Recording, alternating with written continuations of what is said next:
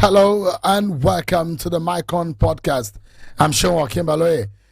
This podcast, though totally independent of my every week show, Politics Today and weekend Sunday Politics, pretty much takes off from where we left off on the show yesterday. With this platform, more and more people get to speak their minds and more opinions are accommodated on political and current affair issues affecting our nation. Now, let's get to it, everyone.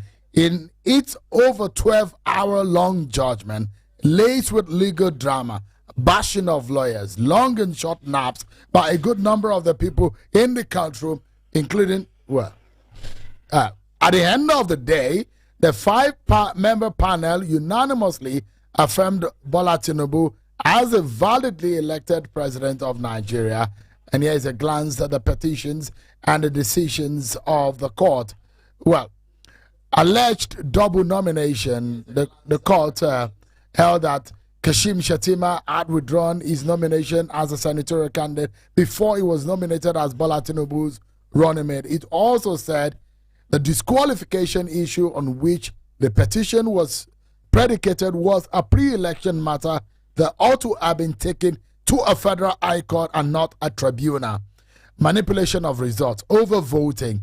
The court held that the petitioners failed to specify the polling units where they alleged the rigging took place and also failed to provide credible evidence to provide or prove the allegations of suppression of votes in their strongholds.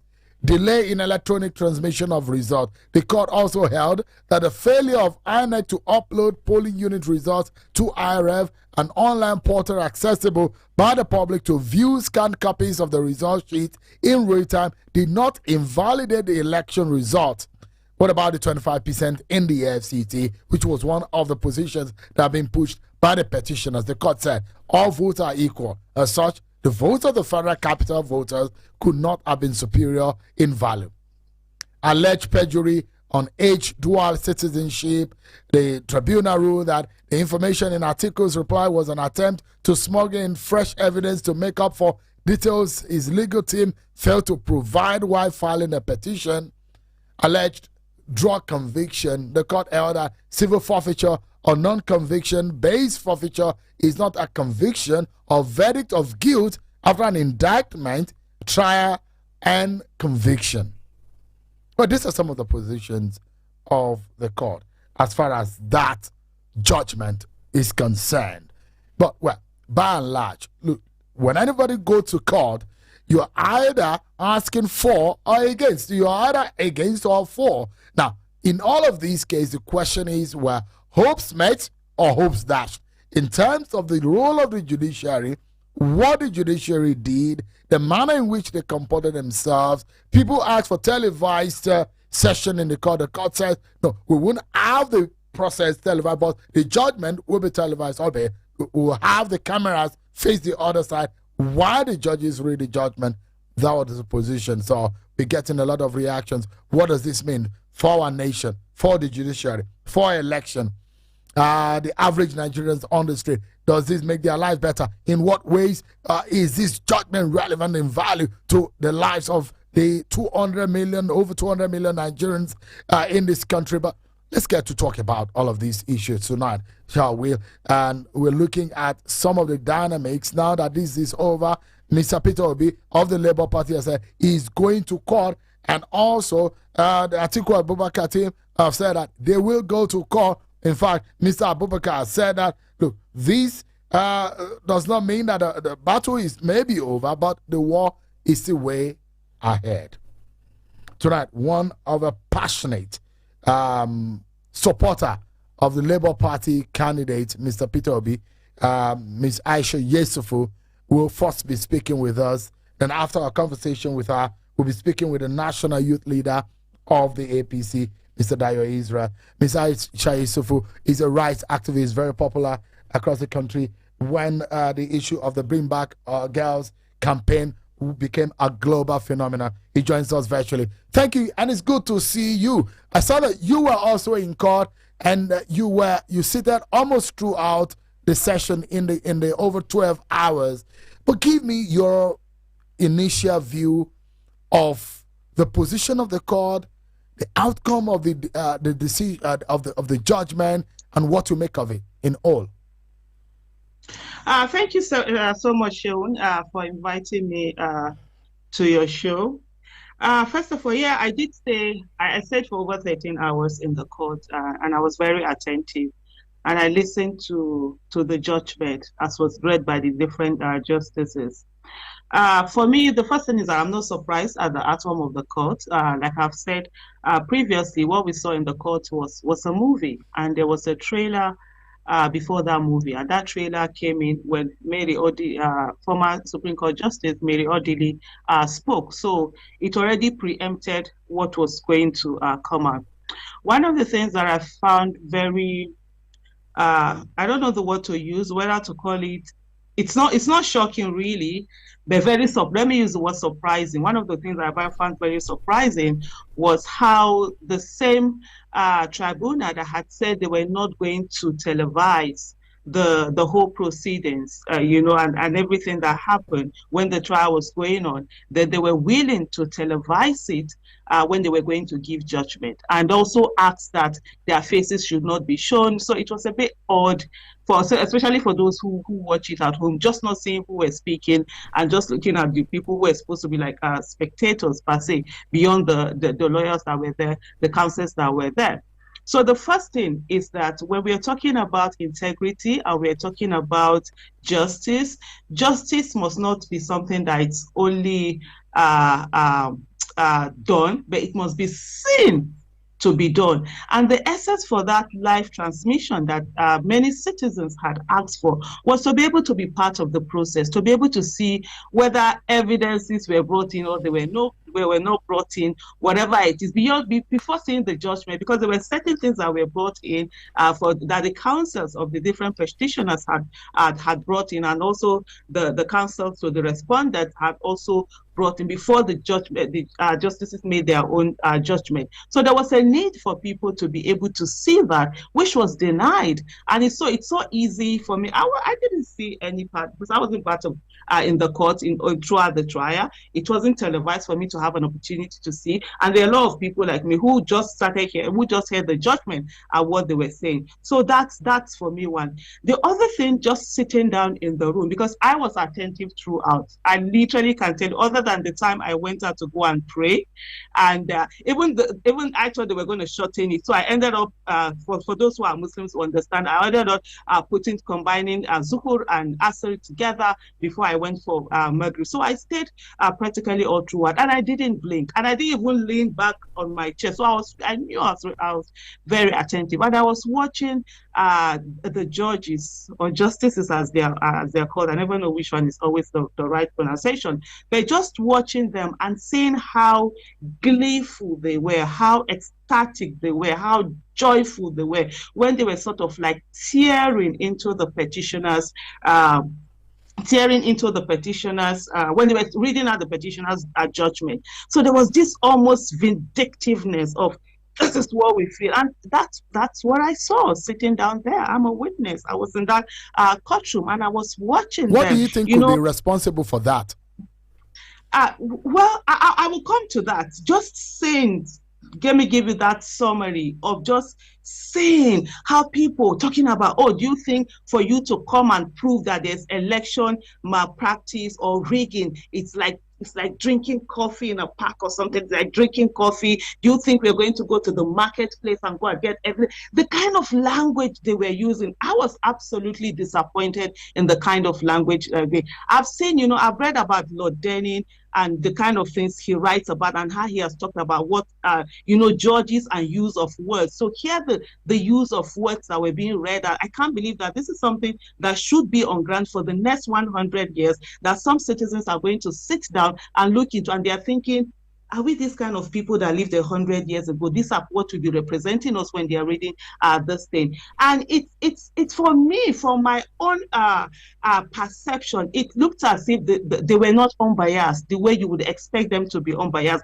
Because if the same tone, if they had used the same tone when they were talking about issues that related to the respondent, then you say, okay, that's how they are. But they weren't. You could see the defensiveness. You could see almost as if they were not the judges, they were not the justices, but they were actually counsels to the respondent. And, sort of like, almost as if, they have done this. You could see them so happy when they're talking about issues that concern the respondents and all of that. And even looking at that judgment, one of the things I want us to point out is that when it came to the 25% FCT, it's a constitutional interpretation, right? Also, when it came to the issue of forfeiture, it's also a constitutional interpretation. But the way the justice is just in the judgment, the way they just read, he read glibly through the issue of the forfeiture. And then when it came to 25%, he would tell us that, a constitution is a living document. A constitution is something that you don't just arrive at, not just the technical, not just the literal meaning that you're going to look at, but you're going to look at the effect it's going to have on citizens of today and citizens of tomorrow, which is perfect, which is the way it's supposed to be. But what I found very surprising was that they didn't apply that same thing when they were talking about the forfeiture. So they could just glibly and literally and just say, not even literally, just clip over it and say, this is not what it should be. And then when it came to 25%, it was different. It's so unbelievable. And what I would say to you, Shewi, is this. It's the judiciary that is on trial. Honestly, the Nigerian judiciary is on trial. And over time, I personally, and with a lot of people, I've always said, I have no trust in the judiciary. I've never had trust in the judiciary because a lot of the problems we have in Nigeria, they are also the cause of it. A lot of people that have gotten into offices that ought not to have gotten into offices, there is always one thing on issue of technicality or whatever that they've had. And I'll give the example of the 25%, not 25%, of the card reader in 2015. I think that was Nyesom Wike and Dakuku Peterside. And, they will come to say that card reader is not admissible in court, and that threw us years back. That brought a lot of violence into our politics. You have the last Ahmed Lawan case, who didn't participate in the primaries. Yet today he's a senator from his region. So we've had a lot of this, and that's why you mostly see politicians will say to you, they will do everything. They will kill, they will maim, they will do everything to get into office, and then they will say to citizens, go to the court, and if they own the court. And what has happened with this judgment is that almost reinforcement of, that owning of the judiciary that corrupt politicians seem to have. I'll quickly round up by saying that there are three arms of government: the legislative arm, the executive, and the judiciary. And in essence, the judiciary ought to be the most powerful. It's the one that its word is final, is the one that interprets the law. No matter what the legislative arm has written, the judiciary will interpret it. And when they interpret it, it's final. So they have, even though they are sort of like independent of each other, they ought to have, they have this power. But yet in Nigeria, what you see repeatedly over time is that the judiciary sort of like cower to the what do you call it, that the executive. And I'll also say to you, on that day, we saw a situation whereby the whole court was rounded up by security agents. Armed security agents were all over the court. I mean, conduct of everywhere. That's one. You find that there were a lot of people from this illegitimate government who was, for now, the executive. There were so many that were in the court. The person who was acting as the NSA was there, the NSA, and you see all sorts of, almost like in an intimidating manner. And I found it so funny, the fact that the justices didn't realize that this was intimidation, but they were more angry the fact that citizens on social media were saying eyes on the judiciary, and were following them closely, and were ensuring that, look, they're not going to take their eyes off, and making demands on them, making sure that whatever they were saying in the court, there were people who were transcribing and putting it out there. There was this anger where you could see, I don't know what the name of the female justice was there, that, do you think you will sit on social media and intimidate you? No.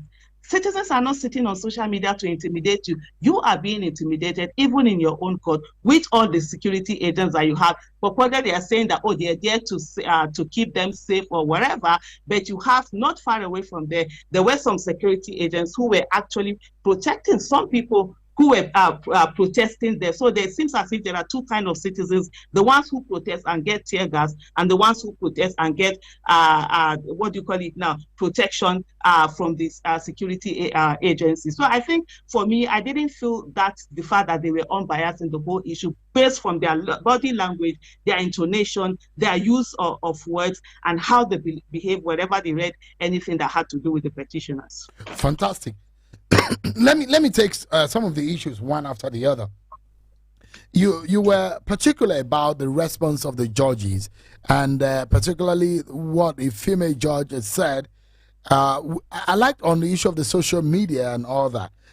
I'd like to ask you, would you or do you think the eyes on the judiciary campaign on social media and on the street, on the billboard that we saw, was it productive or counterproductive considering the outcome of the judgment?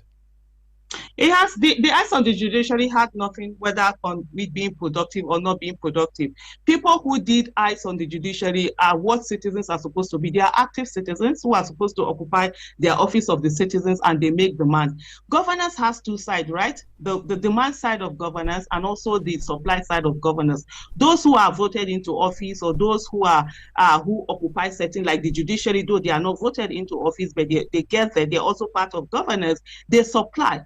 And then the people who vote them in, the citizens, make demands. So I know the judiciary was simply doing what citizens should do. The question you should be asking, Shehu, is that what is this judiciary afraid of? You know, when people don't want eyes on them, that means they're doing something that is nefarious. That means they're doing something that is criminal. That means they're doing something they are ashamed of. That means they're doing something that they will not boldly come out and show their faces that they're doing it. So there's nothing about the campaign being counterproductive or productive or whatever it is. You don't think it was some you don't think it was some kind of grandstanding or gaslighting the judges?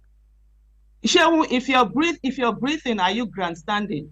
Just you breathing in oxygen, are you grandstanding? How do we sit and say citizens are grandstanding? What do you mean by grandstanding? Citizens, power belongs to the people, and Nigerians have a right to occupy their office of the citizens and make demands. And if they say eye on the judiciary, if a judiciary should welcome that eye and show transparency, because when things are opaque, that's when a lot of things happen. And with citizens for the first time that have never bothered, that hitherto have never bothered about what the judiciary is doing or not doing, suddenly say they're going to put eyes on the judiciary. What do you expect? You would expect that the judiciary will welcome that. We say, come into the courtroom, see how we are doing this thing, let it be transparent for everybody to see. So there's no grandstanding anywhere. It's just like someone coming to come and tell you that, oh, you are a slave, and then you sit down and believe that you are a slave. And if any other person say, oh, they are not slave, then you say, oh, that person is grandstanding. I don't think that's the way we should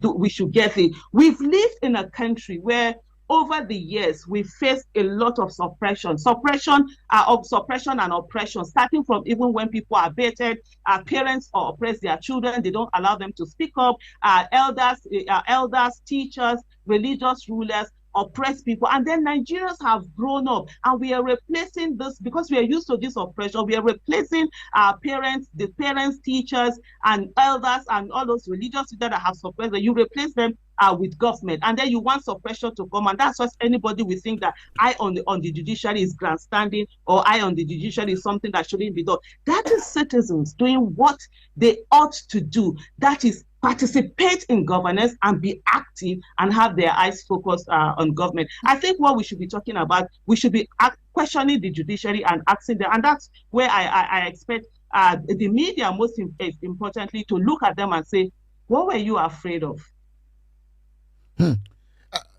With what happened, is there any lesson from what the judges said on the conduct of the petitioners and their supporters on the kind of war, in quotes, that they think they waged on them?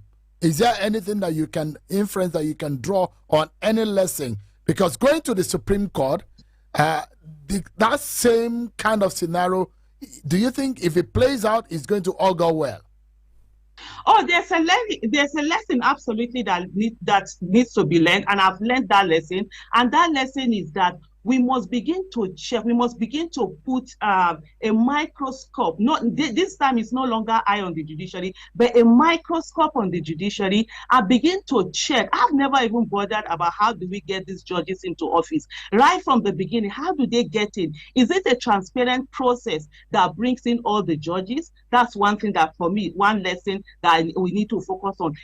Looking at how do they come to be? Is it a transparent process? Is it a corrupt process? Is it a process that is tinged with nepotism? Because I remember there was a list of judges the other time. I can't remember, was it High Court judges or something that came out, and there were a lot of citizens who were shouting that it was mostly nepotism. You have politicians' wives, judges' children, and all of that. I personally didn't bother. And so one lesson I'm taking from this is that I need to bother, because we need to check how are they going on? What are the lives of the judges right from when they get in? How do they get to where they're going to? And also the issue of this hierarchy, where it's by hierarchy, how long you've been in, rather than how competent you are. That's another lesson I've learned. We need to begin to question those things. We need to have a revamping of the judiciary itself. And we need to ensure that what hold does the executive have over the judiciary? A situation whereby you're hearing things like, oh, we're going to increase the salaries of judges. Why should anybody other than the judiciary be in charge of increasing their salary? Do they have financial autonomy? Do they have the kind of enabling environment that they ought to have for them to be able to act independently? Another lesson that I've learned from all of that is that it's no longer, I always focus on, when they say state capture, that there's state capture. It seems as if probably there's also a judicial capture. And so there is a need for us all to begin to look at this, because I don't know why justices will show such disdain and anger at citizens who are simply saying, we want to put an eye on you, we want to watch you closely, we want to be part of the process that you've always done, we want to see what is going on, a situation where all of this should be welcome, and then it's almost like fight back. So my biggest lesson from all of this thing is that what is the judiciary hiding? That they don't want citizens to be focused on them, and that we need to focus more on that judiciary. Will the Eyes on Judiciary campaign continue as the case goes to the Supreme Court? I'm not the one that started the Eyes on the Judiciary campaign. So it will depend on people or whether they will continue. But I will tweet it. And let me tell you something also. One of the beautiful things that has happened within this last 1 year or 1 year plus is the fact that citizens have taken ownership of their country. Citizens have taken ownership of their action. Citizens are not waiting for some leader or somebody that will be the one to mobilize anybody or tell anybody what to do. And I'm loving the fact that I'm so inconsequential here. I wake up every morning and I see citizens have occupied their office of the citizen. They are bringing up beautiful ideas, amazing things that they want to do. Even such creative things that they're keeping themselves on and keeping the nation on its source, and going towards doing that right thing. And I think one of the lessons we must learn, because part of the thing is that a lot of us have this arrogance of age, arrogance of, oh, we are the older generation, arrogance of, oh, we didn't do this, how dare you think you can do that? I think that's not the way it should be. We should be happy that we have a whole lot of younger Nigerians, a whole lot of youth who are interested in the nation, who have not been forced to cower the way we that were born either under military era or grew up under military or anything like that. We've been cowed and we feel that we can't challenge government. These are young people who understand that power belongs to them. Power is with the people. These are young people, although not all young people. There are still some who think they are slaves to those in government or whatever. Well, that's how life is. It's all okay. But I think we should not see citizens who are making demands for their country as the enemies. They are the victims. They are not the enemies. The perpetrators are the ones who are the enemies. And I think we should all welcome the fact that citizens are participating. And anyone, whether it's the judiciary, whatever arm of government, legislative or executive, nobody should sit down and feel that, oh, it's an affront. Or like sometimes parents feel when their children challenge them, that how dare you challenge me? Don't you know I'm your mother? You are your mother. Who are you that you cannot be challenged? You understand? I, as a parent, and my youngest child is 21 years old. She'll be 22 in December. I love it when my children challenge me. I've brought them up to challenge me, to say, to always question what I do, because that is the way we can get them to be able to go into that Ms. Yesufu, the thin line between disparaging the judges or the justices and having the freedom of speech, hasn't that line been blurred to the point of, crossing the line on those perhaps who may not understand the sanctity of the temple of justice? Sean, when we're talking about the sanctity of the temple of justice, and I think I'll take a quote from Lord Denning, who said, the law, I have the quote written somewhere. Let me look that up. The purpose of the law is to protect the weak against the strong. You understand? If we are talking about this sanctity, in Nigeria, where the purpose of the law is to make the strong to continue to oppress the weak, what sanctity are we talking about, right? And when we talk about disparaging, what is it that is this disparaging? On the judiciary, I have people who disparage me, you understand, who attack me. What's the big deal? It's normal in a way, because there are certain people. What's even the percentage? Because what normally happens, maybe you take one extreme person and then you make it to be a representation of everybody. We are talking, how is that disparaging? Let me tell you, let's even talk about this one, because the discussion we are having, the reason why we are talking about the tribunal issue, the presidential election petition tribunal, is because there was an election. And this election, people were killed. The people that are in their graves would welcome to be disparaged. You understand? If that's I'm using, and that word is in quotes now, rather than to be shot at and killed, and now they've been buried and they've been forgotten, and yet they don't get judgment. Because we saw a judiciary that was sort of like giving INEC, whitewashing INEC, the umpire that is supposed to be the one to ensure free, fair, credible election. You understand? That didn't do it. That is an election that is supposed to be seen to be free, fair, and credible. That it wasn't seen, yet it was whitewashing them. We're not talking about that, right? And so they would want to be alive today and be there. The people that were maimed, the people whose properties were destroyed, the people that have faced, that were beaten up, the people that were refused the opportunity for them to go and vote, the people that they looked at them and said, oh, you are not a certain tribe, so you can't vote here, even though you live there, even though you pay taxes that is used in that state, that you can't work there. Those are the people who really should be angry, not judiciary that will say that, oh, because of maybe what some people are saying to them, all eyes on the judiciary, and so they find that is disparaging, that is insulting, that's a thin line. No, that's not the way it should be. We should focus on the issues that are grand. And I'll give you one particular statement that in that judgment that was made, where they said that, oh, candidates, any serious candidate should not depend on INEC for them to give them evidence to bring the result sheets.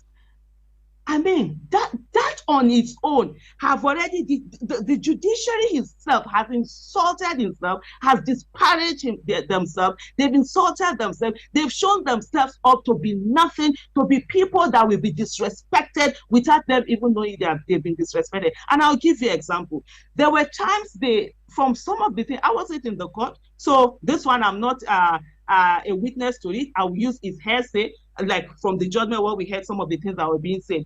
There were times where INEC was asked to give access to certain data, to certain results by the court, and the court refused to do it. And on the judgment day, the judgment will not be that, oh, you did not accurately, how do they put it? You did not make your request according to the law or something like that. The court is not looking at the fact that the same INEC that you have asked to do certain things severally and they didn't do it, that by them not doing it, that is more insult to you than whatever hashtag anybody is putting up on social media. The court is not saying that. And I will digress a little bit for Shehu to say to you, there are many instances where the Nigerian judiciary will give summons to certain people, or would ask for certain people that are being held captive to be released on bail, and yet the executive will refuse to release them on bail. And the same people will come back to the court with those people that the judiciary itself, the court has asked to be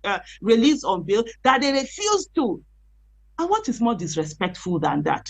I think in terms of this conversation that you have, let's not chase shadows. Let's talk about the fact that there is a judicial capture and there is no independence of judiciary, and we need to have absolute and total independence of judiciary if indeed we want Nigeria to work. One of the persons watching on this podcast, Shatima Ibrahim is his name, and he has asked a question. He said, please, can you ask Aisha Yesufu, who always say no Nigerian is more Nigerian than any Nigerian, but she is here advocating for 25% from FCT. Are FCT residents more Nigerian than other Nigerians in the country?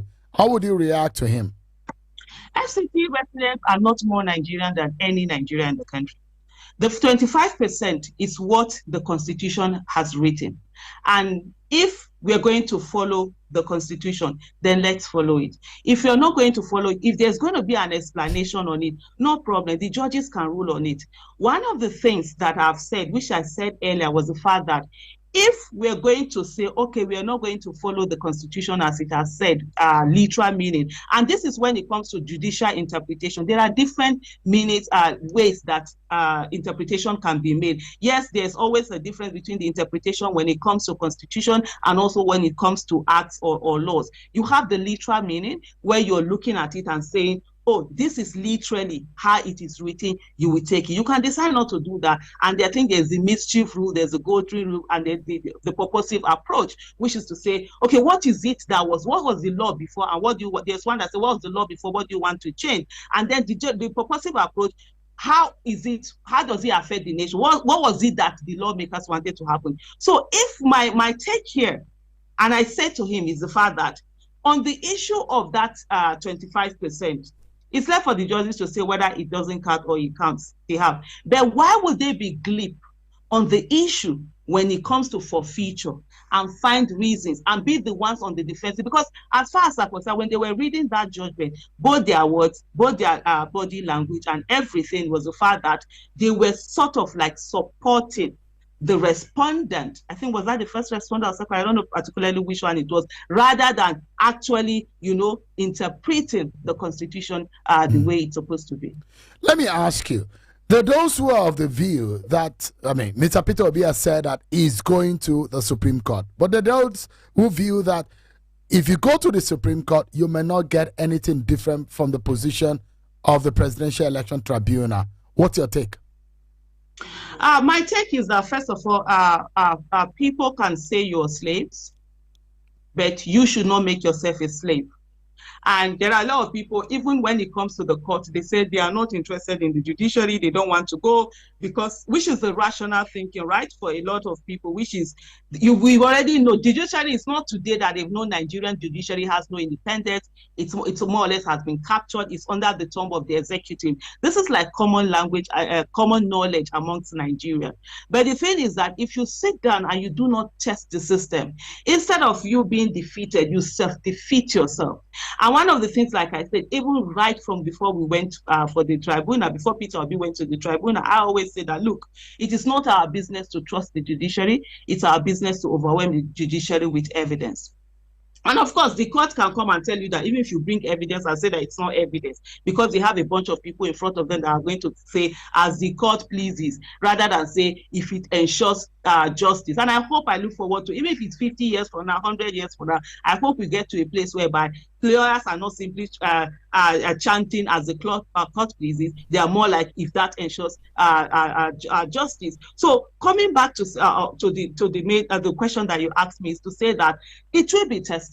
This country, institutions, processes, and wherever will continue to go on. And like I said earlier, the judiciary is the one that is on trial. It's not only on trial in Nigeria, it's also on trial internationally. And so it's left for them to show their independence, own their independence, free themselves, and take up their space and own themselves, or continue to trail behind the executive and wait for things like, oh, we've increased the salaries of judges, we've increased this. When last did you hear anybody saying they've increased the salaries of senators or House of Rep members? They have financial autonomy, right? But you see things like, oh, we're going to increase. So it's for them to be eating from the peanuts, or occupy themselves and free themselves and take ownership of a nation. And let's all grow a nation that will work for everybody. And I repeat also again that no Nigerian is more Nigerian than any Nigerian. And there are people who feel they own this country. They will find out that they do not own this country. And I'm glad we have a generation of Nigerians who are standing on, who are not afraid, who have social media, who have technology, who have finances they can get beyond this country, who have creativity, who are coming together and ensuring that they get a country that they all can be proud of. Let me quickly ask you this. I mean, this one leg of the process in terms of seeking redress in court has been taken, and the petitioners, except for the APM, we have not heard from them whether they are going to appeal the matter. But the Labour Party, Peter Obi of the Labour Party and the Labour Party, Atiku Abubakar and the PDP had vowed that they are challenging this in the Supreme Court. But there are those who will say, look, all of this is about the Nigerian project. Atiku Abubakar, Peter Obi, Bola Tinubu, APM, ADC, ADP, everyone is wanting to work for Nigeria. If that is the case, if you do not have it now, is it possible, like some people are now asking, join hands and work with Bola Tinubu for the interest of Nigeria? Ms. Aisha Yesufu, are you able to do that? First of all, so before I answer your question, is to say, if I sit in my house and someone steals my car, and then I try to get the car, I go to the court, and I don't get my car in the first court, and someone is saying, okay, work with him and help him be washing the car. Does it make sense? I'm just bringing that analogy to where it is. Part of the things that we must understand is that justice is everything. When you steal the mandate of the people, you've done a coup, a political coup, a civilian coup. If people do not accept military, just like now if you say military, I will never accept military. If I don't accept military coup, then I swear I would not accept a political or a civilian coup. One of the problems we've had in Nigeria over these years is that we sweep everything under the table, or under the bed, rather, the way it's being said. When things happen, we are so afraid to sit down and ensure we follow issues to the end. We just say, okay, it's over. Somebody has been killed. Okay, let's move on. Let's go on. And the more we move on, guess what happens? You continue to give enabling environment for bad people to continue to do what they want to do. We give enabling environment for people to rig, for people to kill, for people to maim, for people to destroy people's properties and get into office, and we say that we move on because we want stability. You can't have stability without justice. When you steal the mandate of the people, that's injustice of the highest order. When you say steal, let me land. Okay, yeah. I write the question down. Write the question. I'm on the floor. When you steal that mandate of people, what you've done is that you've incapacitated the people, because democracy is about one thing. Democracy is not about who is it that wins or doesn't win. And let me state this categorically. If the process of the election was free, fair, credible, and transparent, and the result is what was announced at 4 a.m. and it's then fine. Everybody would have moved on by now. Everybody will know, okay, if there are Nigerians that want to have Tinubu as president and they actually gave him more votes and he gets into office, by now everybody will all be holding him accountable. Everybody will move on. At least they are not tired of the suffering and they want APC to continue with it, right? That's a different case. But a situation whereby someone isn't voted and then you go ahead and compromise the system and get yourself to be declared as winner, and then people are being told, oh, leave the things and work within, leave stability. You can't have stability because you have deprived people of their fundamental right. You've deprived them the power to choose who is it that is going to vote for you. So for me, on the issue project, Nigeria is ensuring that everybody's vote must count. One man, one vote, one woman, one vote. And that's the way and when you vote, your vote must count. It must be what will be given at the end of the day. Whoever it is that gets the majority of votes will become the leader, will become the one in office. But if you don't get the majority of votes, you circumvent the process, you rig the process, and you get in. There is nothing like, oh, Nigerian project, move on and move. How do you live with somebody who steals mandate, the people's mandate? How do you live with somebody who has deprived you of what belongs to you? How do you work with somebody who steals something that belongs to you? And then we say, oh, let's move on. It doesn't happen like that. That's the reason why Nigeria has been where it is, and we continue to have politicians who are now, some of them are even coming out boldly to say to people that, oh, the only way you can win election is to kill people, is to ensure that you are declared winner. Just like no matter the way and the process and the manner in which you're declared winner, just like what we almost saw that happened in Adamawa, where somebody tried to come in and declare someone a winner. We can't continue to have that. We must have a Nigeria, you understand, where things are done the way they are supposed to be done, and not somebody will use shortcut and rig the process and we say leave it to God. After all, God gave us punishment for certain crime. So this mentality of leaving it to God and moving on, it's what has held Nigeria back. We don't have the patent to prayers and everything. God will not do for us what he has given us the capacity for us to do for ourselves. So when you say political coup and someone stole, in what respect are you talking about? In specifically, what exactly are you saying? When I talk about a political coup and civilian coup, that's when the mandate of the people is stolen. Aisha Yesufu, I am saying that Bola Ahmed Tinubu did not win the 2023 election. He rigged his way to be declared the majority, the one with the majority vote. And for me, that's a political coup, that's a civilian coup, that's a mandate of the people that were stolen. And Bola Ahmed Tinubu will never be my president, not my president, Tinubu. That's what he is. And so we must ensure on getting that justice back. That for me is where the focus on. It's not just to say, oh, let's work with the person. But the court on Wednesday said that position is wrong. Well, the court on Wednesday is not the final court that we have in the country. And so if that's their own position, I say this is my position. The court have their own position. Aisha Yesufu has her own position. And no, how am I going to allow that? And let me tell you something, Shehu. There is a reason why the Court of Appeal is no longer the final court for when it comes to gubernatorial election. It used to be, right, with other things, when you go to a gubernatorial election, when you go to Court of Appeal. But people said no. People said there was a reason. There was an outcry on the fact that, the justice that was given from that, it was not what people wanted. And they now made it to go all the way to the Supreme Court. And I repeat to you, Shehu, Aisha Yesufu, Bola Ahmed Tinubu is not my president. He's the APC presidential candidate. Well, he's been called and he has been declared the president of the Federal Republic of Nigeria and the commander in chief of the armed forces of the Federal Republic of Nigeria, except the Supreme Court says otherwise.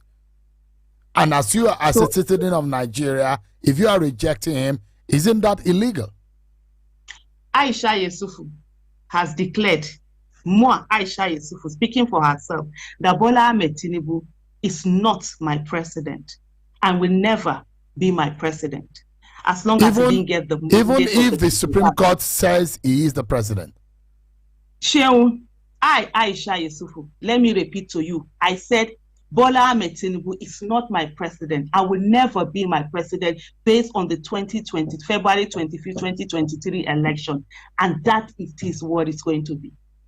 Thank you so much, Ms. Aisha Yesufu. Thank you so much indeed for your time, for the thought that you have shared in these past 45 minutes. Thank you so much indeed. If you are around with us, I'd like to get some views from all of the platforms that we have people joining us. I guess maybe I should do that or bring in my second guest on the podcast, Dayo Israel, who is a national youth leader of the APC, who joins us live here in our podcast studio. Mr. Israel, it's good to have you join us on this podcast. Yeah, thank you so much. I was just jealous that when you mentioned Aisha, you said a passionate lover of the obedient. I wanted you to introduce me as a passionate lover of Asiwaju Bola Ahmed Tinubu. All right. And the APC. All right. I know that you are passionate about your party and about my Bola president Tinubu. and our president. Okay. I don't know if Aisha has another country. But she said she doesn't accept the outcome of that election. But then let me ask you, the outcome of that election, how does it come to you? Cheryl, I think that we need to put sentiment aside. This country had an election in over 176,000 polling units in Nigeria in February of this year. Over 176,000 polling units. And the feedback in over 90% of those polling units has been very successful. The event went on peacefully. We had sitting governors who lost election on that day to go to Senate or to return. We had to go to Senate or to House of Rep for some. We had the Labour Party candidates in FCT win election. Labour candidate in Etiosa local government on the same day, in the same election, was declared a winner. Same across the country. And you tell me that the election that produced all of those other candidates, where APC, even in Lagos, lost the election for the presidential from Lagos on that same day. And yet, some people recognize that their governors or members of the National Assembly had a free and fair election, but the election that held concurrently, same voting system, everybody went to the polling unit. They gave you two forms. You filled one for National Assembly, one for presidential, and you come on social media to condemn the presidential that held concurrently with the House of Assembly that produced two major Labour Party officials in the FCT. Ireti Kingigbe for Senate and the other gentleman for the House of Rep. Please cut us some slack. This was one of the freest and fairest elections. It had never happened in the history of Nigeria that much number of people, influential politicians, sitting governors, Niger State governor, I think he was successful, went on to the Senate. But then you had his colleague, for example, in Bagudu, in Kebbi, was going to go to the Senate, His Excellency General Minister. And you had many others. You had in Cross River State, you had the sitting governor, His Excellency Senator Ben Ayade, could not return back to the Senate. On the same day, same polling unit, same voting, same election. That election, to me, arguably, and to over 8 million Nigerians that voted for Asiwaju Bola Ahmed Tinubu, was the freest and fairest election in the history of Nigeria. And it reflected the power of unity. While Asiwaju... With all of the allegations of suppression of votes, allegations of voter intimidation, so give the me violence that are being reported. Tell me how many polling units were this violence reported? The same violence reported in elections that produced senators and House of Rep members. If you had 176,000, like their Lord Justices said, what proportion, what percentage was that a substantial number? And the Electoral Act already provided that if you had polling units that had issues and challenges, the voting at those polling units should be nullified, which I'm sure INEC did. If you were there when they were reading all their submission, they would say, okay, how many polling units? Was there any votes that were cancelled? They would say, yes, we had polling units that were cancelled. Why were they cancelled? Because of violence. There was already a provision for that. And that was not a substantial number to defeat and to discredit an election that held in 176,000 polling units in Nigeria. But does it mean that there were no violence? Does it mean there were no suppression of vote? Does it mean there were no people were not injured? People blood were not was not shed? So let me explain this to you, Sheon. We're talking about the principle of substantiality. Because there were pockets of issues in one place or the other, which were automatically, by law, cancelled votes by INEC, does not discredit voting in 176,000 polling units across the Federal Republic of Nigeria. Also, one thing that is important is to understand that there is no democracy in the world that is 100%. There is no election that has 100% perfection. It is a process. You have an iPhone. I assume it was iPhone 13 or 14 Pro Max. But you're aware that today, iPhone 15 is about to be launched. Before 2027 election, there would have been iPhone 20. But that's not even the main point.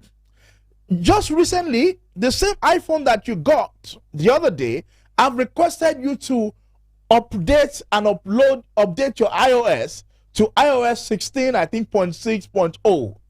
The same phone that you bought that was at the latest had to be improved upon. Now, Twitter is saying that very soon you are going to be able to make telephone calls and video calls from its platform. Because life, it's a process and men are in sizes.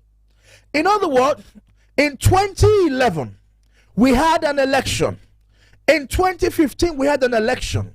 In 2019, we had an election. But none of them had the level of sophistication or introduction of technology as we have done in 2015. Part of the technology in which INEC promised and failed on the promise. So, like I said to you, there's what they call iteration in project management. This was the first, is that the mindset and the intention to create a better system. The system is being improved upon. They did a piloting of this system in the Ekiti election and the Osun election. We brought it into this election. There were technical glitches that INEC talked about, but I can tell you that the Imo election, the Imo, Bayelsa and Kogi election, is going to be better because there is continuous improvement on our electoral system. Our electoral act over the couple of years have continued to introduce new processes into the election. As good as this election was, it is our hope that the next set of elections are going to be better and the next general election will be way better. So yes, there are pockets of challenges here and there. We respect the fact that there were areas that could have, been more better.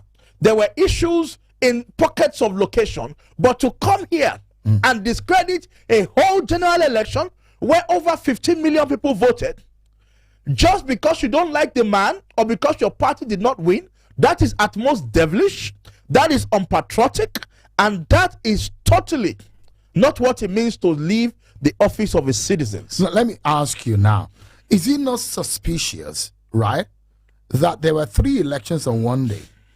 2 elections were transmitted okay. 1 election was having problem of transmission to the IRF as promised by INEC. Does that not raise some kind of suspicion about the person who benefited from that election? So the reality is, the 3 election, there were efforts made. I can't speak for INEC. I do not work for INEC. But INEC has said they have made effort to upload. But as their Lord Justices have said in the Court of Appeal, the reality is that either it was uploaded on IREF or it was taken to the polling, to the collation center, where all of the various political parties have their agents. They had their members that were watching, eyes on the ballot at that time. As a matter of fact, that was what gave back to LUP 75, LUP 76, that we can now say LUP 0. What gave back to LUP 75, 76 that came back to 0 at the courts 2 days ago or 3 days ago was the citizens monitoring and counting the results in their polling unit. Now, technology is a process. Like I said, it keeps improving. What is very important right now is that we have a president who is passionate about transforming our country, Nigeria. He has only one goal: to see a Nigeria that is stronger economically, stronger security-wise, with its military at their best, and to ensure that every Nigerian can access opportunities for their own prosperity. Now, if we keep looking at these issues and keep discrediting the system of government, we are distracting the administration. We're not saying don't go to court. No, it's within your fundamental right to go to court. As a matter of fact, I said to people, Muhammadu Buhari went to court 3 times. Every time he ran for election: 2023, 2020, 2003, 2007, 2011, and God bless him in 2023, in 2015. So that's fine. But let's stop discrediting the administration while the president is in India selling the government. When you go into a race and you are beaten fairly, you might want to accept it in good faith. No, but when you have a feeling that you were not beaten fairly, these guys are... Aisha Yesufu just said that election was rigged. Aisha and her people have always lived on lies. I'm saying it to her face. Where's my camera? Aisha has always lived into lies, to bullying, and to harassing not just the judiciary, but INEC and every stakeholder in this election. I have very great respect for her. But I must tell you, madam, we have to stop dancing to the gallery and face reality. From day one, they were living in the balloon that the Labour Party was going to win this election. For the life of me, with all due respect to their presidential candidate and other candidate, how do you, when you wanted to build your election base on sentiment, the whole country, the North, didn't give as much. There were many states in the North that were not going to give as much support to the Labour Party, and it was evident.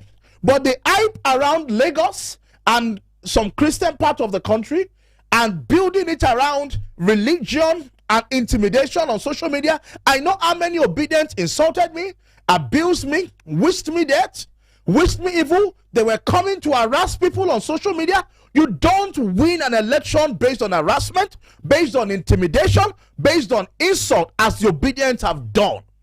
The followers of Aisha Yesufu and our presidential candidate have continued before the election, during the election, and after the election to harass the good people of Nigeria who do not believe in their candidates. Because you have a divergent opinion about a political party or about a candidate does not make you evil.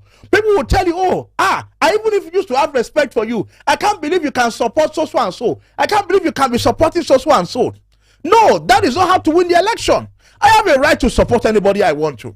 We all go into this election, but they went there saying that, their plan was the only person Nigeria wanted. We cannot all sleep and face the same way. There are others who are going to have divergent opinion, and it's within their right. I respect those who believe in the PDP, even though I will try to always do my best to try to bring them to my own side in a loving way. I respect those who believe in the Labour Party. I will never wish them death, but people in the Labour Party wish anybody who supported Aisha Bola Ahmed Tinubu death, destruction, and hell. That is totally unpatriotic. Well, does it worry you, your party, and your camp that there is a big question mark and a very big issue of illegitimacy that has been labeled at your candidate and the president's mandate? Some people sat down to choose to label illegality. We also have the right to label legitimacy. Nobody gives anybody the power. Those who are saying, not my president, there is a popular hashtag, not my president. As a matter of fact, even in America, they said to Joe Biden, not my president. In the UK, they said to King Charles, not my king. It's part of democracy. Does it worry you that there is a question mark of acceptance? No. Legitimacy. You think the King of England would not sleep at night because some people praised the banner at his coronation and said, not my king?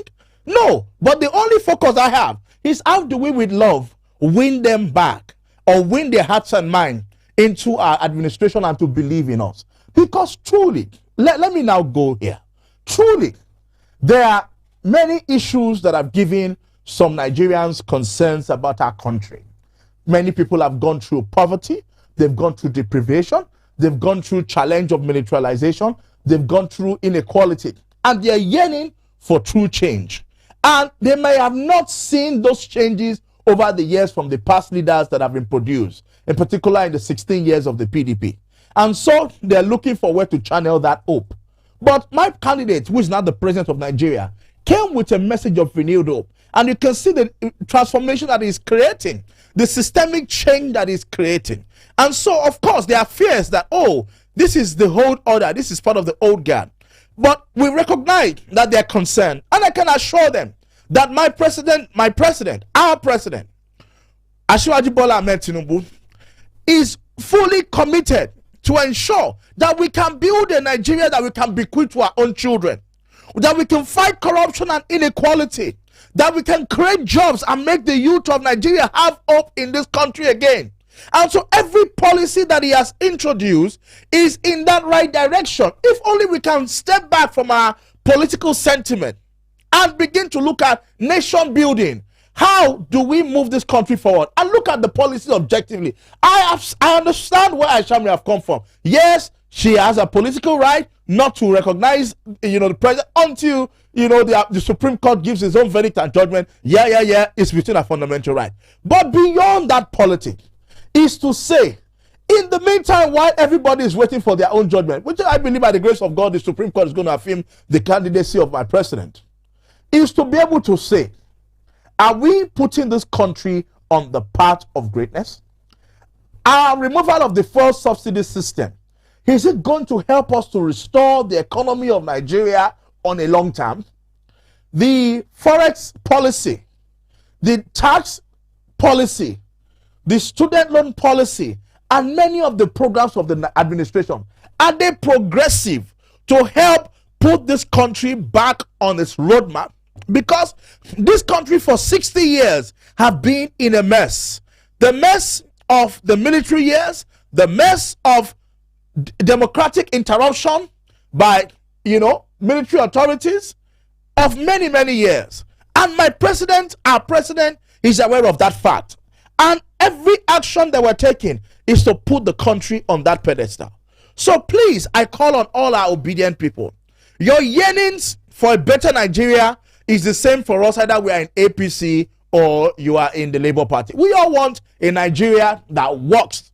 We want a Nigeria where a young person like in England can get a mortgage and buy a home in Asokoro, in Gusakwe, in Maitama, or any part of Abuja they want to. I have a friend in England who is 22 years old, drives the latest Range Rover 2022 or 2023 or so, just by walking into a car lot, filling a form, and then using their credit system to be able to buy a car. We want our young people to be able to live a good life, to earn a decent living. We all share that aspiration. And I can assure you that our president, Asiwaju Bola Ahmed Tinubu's policies that has been introduced since his inauguration, and as he will continue to do currently in India, signing a deal to ensure that we can industrialize Nigeria, bring in more opportunities and foreign direct investment into our country. We'll head off to New York very soon, have bilateral meetings in the interest, fighting for the interest of the common man of Nigeria.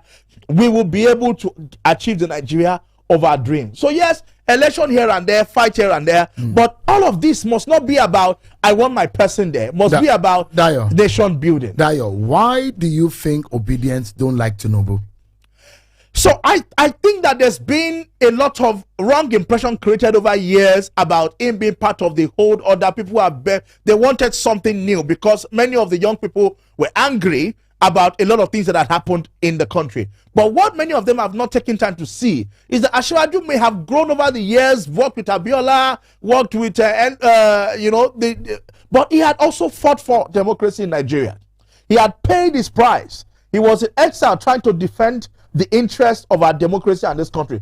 Came back, one of the fantastic governors that came out of Lagos, inspired many other people to be in governance, not just in Lagos, but across the country. Many other progressive, like the Firemis of Ekiti State, and many others in different states across Nigeria. He also is an intergenerational leader. He's lived abroad, he's exposed, he knows how things should be, and is open to build Nigeria again. You see, when people come and say, we are not interested in this, immediately he looks at it on the merit of the case and he follows. When there were people that were appointed into the board of NDDC, he heard about what happened, he looked into it, realized that there needs to be some adjustment, made some adjustment. When they were called about the Minister of Youth being an elderly man in his 60s, he looked at it and made an adjustment, And I understand that matter. you are going to be the next Minister of Youth.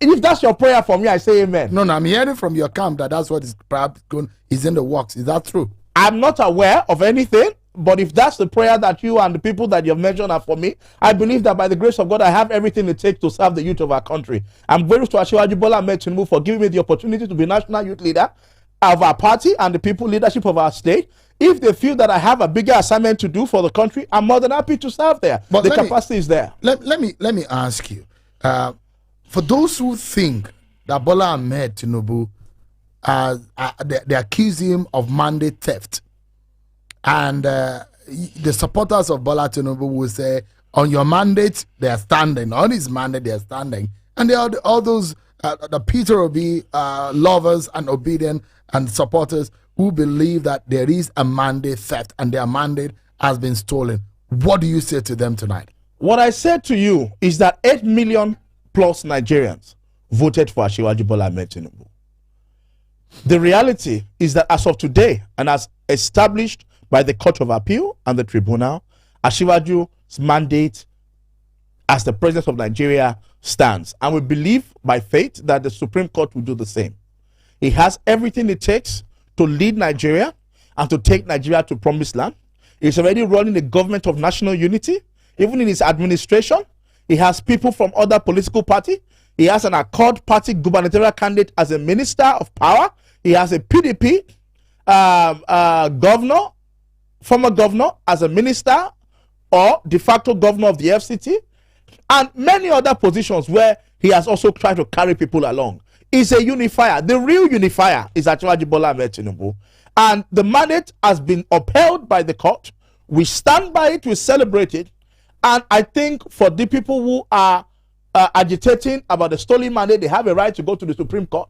But after they get to the Supreme Court, and God willing, we get victory, it will be advisable for us to join hands together to build Nigeria. I think what is important is about nation building. It's about how to get Nigeria on the right path. We can hold government accountable. If there are areas, and actually is running a listening government, if there are issues of concern that you may have, that you think that the government and the administration needs to look into, it doesn't waste time in being a listening president. Dayo, there are those who are asking here, because this is a platform where we aggregate people's views and opinions, because the Nigerian people have the right to be able to hear. They say, why are there so much controversy about your leader? Primary school, a question mark. Age, there are questions.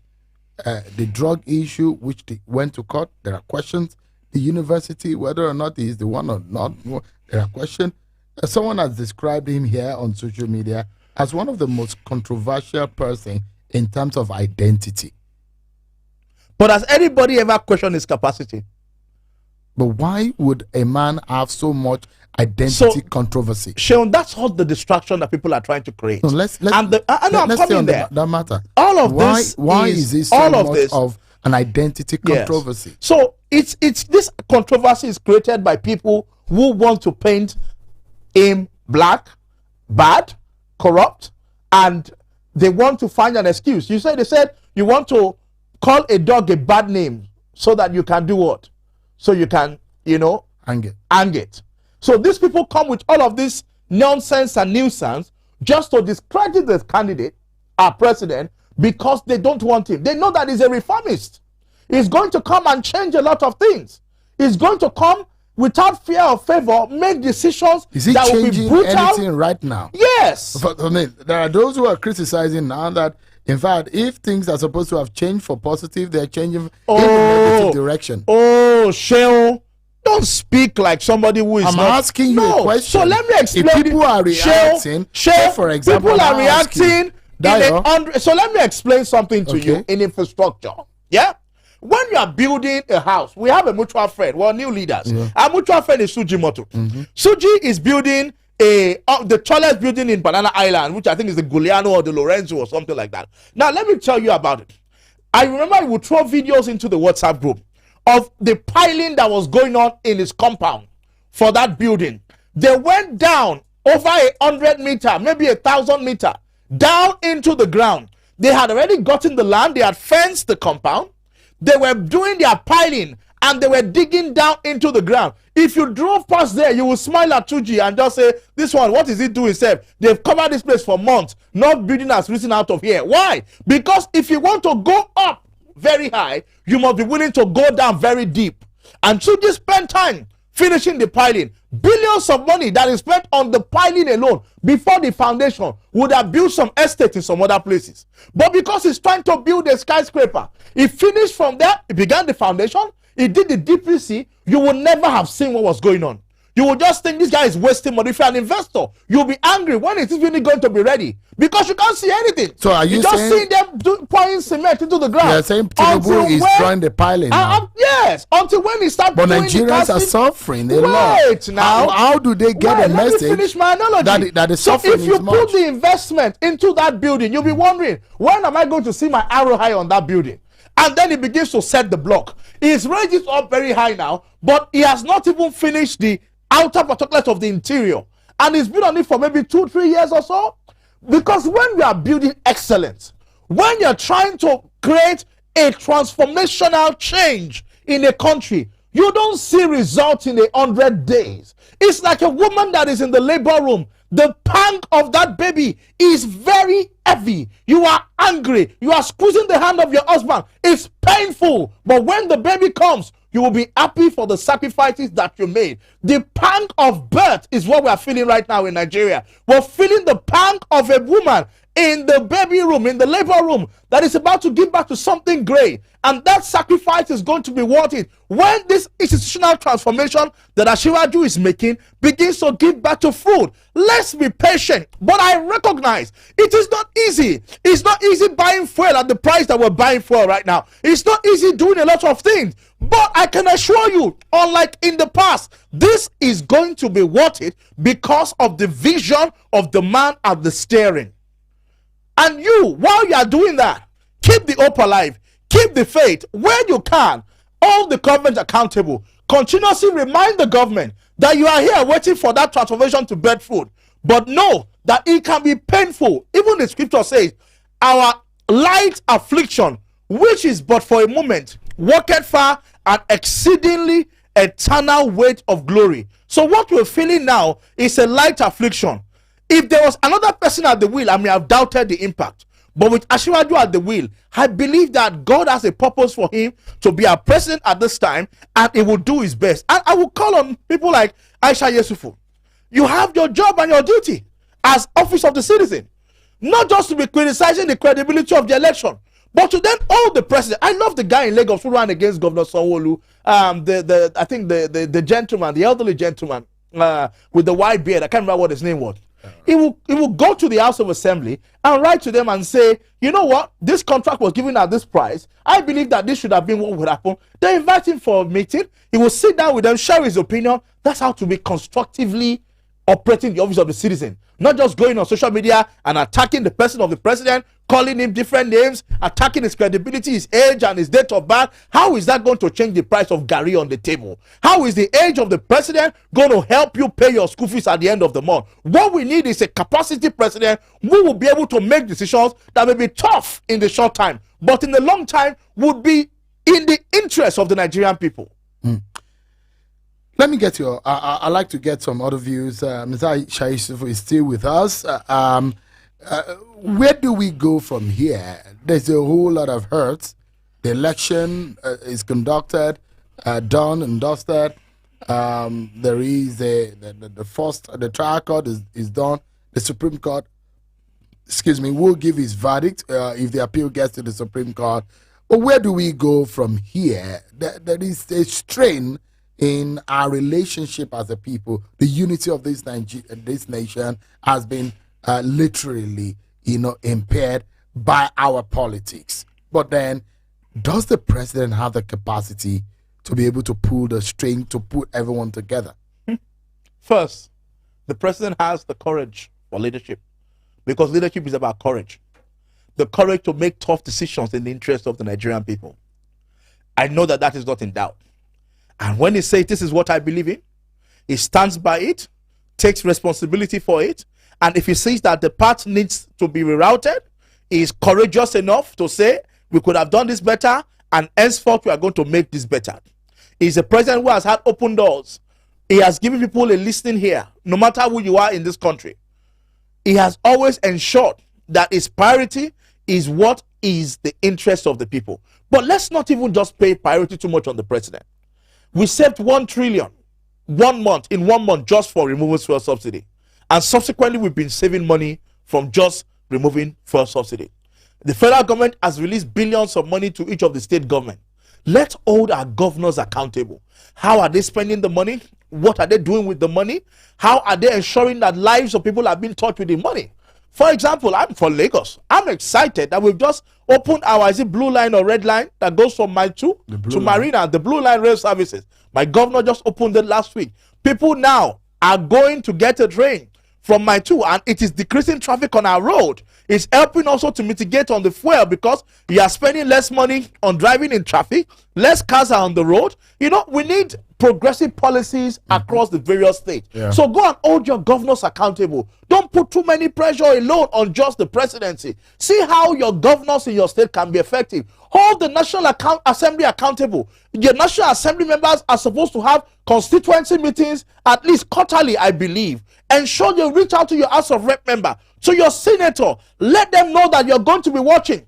This is not time just about eye on the judiciary, high on the legislator, high on your local government chairman, high on your councillor. Ensure that all the budget that comes into the state through their JAC, federation account and all of that is duly spent. Right. I will just, if you checked on the group, you see that just yesterday, the Koyobalende local government chairman, Fuad, is saying he's building a brand new hospital and medical center in the Koyobalende. That's a local government chairman. What is your local government chairman doing with the money that you have? Let's get this country working. If you have any idea that you think that this country needs to introduce, approach the relevant ministers and ministries, submit it to them, reach out to them, and let's work together, holding the government accountable to ensure that we build a Nigeria fit for children. Now, just for a moment, I know Ms. Aisha Yesufu is still with us. Let's spend some few minutes to get some feedback and maybe a few questions that may be thrown at you and Ms. Aisha Yesufu. I'll go to Twitter Space and I'll see a few hands up, but I'll plead for your indulgence to make it very sharp, brisk, and precise. The first hand I'm going to recognize, the mic is on right now, is Kem on Twitter at KemPatriot. Your mic is on. 30 seconds, please shoot. Thank you. Thank you very much. 30 seconds is a bit too short, but I'm going to try to keep it really brief. Okay, so one of the things that made me come on stage was the question of the body language of the judges, and I don't think that you can measure the body language of judges by just mere looking at them, right? And that's in response to Aisha Yesufu. I must also say a big shout out to Dayo Israel, who's there with you. The eyes on the judiciary, the part of it that Aisha Yesufu refused to acknowledge were the threats that were being thrown at the judges, their children, and their associates. You cannot say because you have eyes on the judges and then the judges should cower to you, and then you say because why are the judges afraid that you have eyes on them? I think that's being clever by half, because it was obvious that the judges were being threatened. There were times that they would say, oh, the judges should do the right thing. And then you ask yourself, what exactly is the right thing you're expecting that the judges should do? Because what you're saying is that if they don't dance to your tune, then it becomes a problem. Now, I'll quickly move to the part of it saying that my car, someone stole my car, they now said I should start washing it. I think that's wash.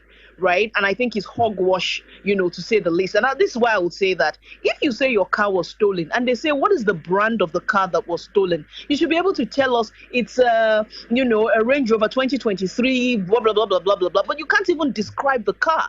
So how then do you explain that something was stolen from you?